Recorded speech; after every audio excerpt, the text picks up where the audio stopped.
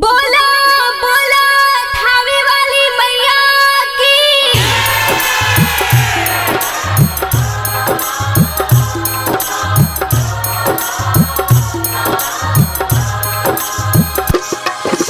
चहलव रात रे मोर माई जइया गइली रोपाई। चढ़लव रात रे मोर माई जइया गइली रोपाई। सुतला में रतिया के आई एगो बतिया दिया तू बताई कि बेलावा कहा तुराई पूर्व की पश्चिम माई। कि बेलावा कहा तुराई पूर्व की पश्चिम माई।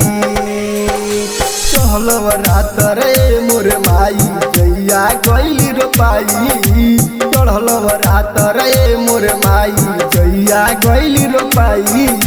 सुतला में रतिया के आई एगो बतिया दिया तू बताई कि बेलावा कहा तुराई पूर्व की पश्चिम माई। कि बेलावा कहा तुराई पूर्व की पश्चिम माई।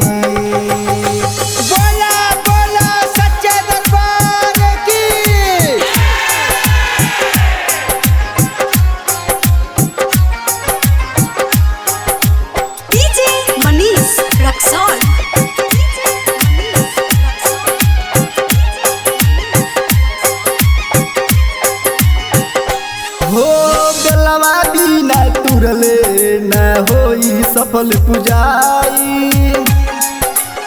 ए माई हो बेलवा बिना तुरले न होई सफल पुजाई।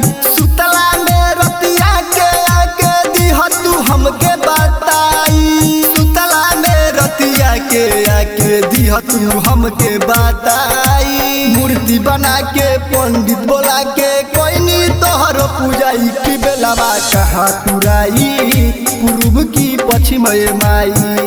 कि बेलावा कहा तुराई पूर्व की पश्चिम माई। बोला बोला थावे वाली मैया की।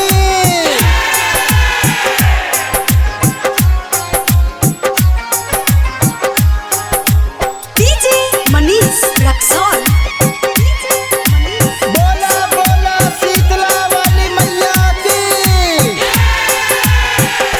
हो राइटर हरी हलचल पदे देलू तू ध्यान हो। ए माई राइटर हरी हलचल पदे देलू तू ध्यान हो। रतन सरसिया करे ले माई तोहर गुणगान हो। रतन सरसिया करे माई तोहर गुणगान हो। बतिया बताई तू माई तनी आई तू जिया रह जाई जुड़ाई। कि बेलावा कहा तुराई पूर्व की पश्चिम माई। कि बेलावा कहा तुराई पूर्व की पश्चिम माई।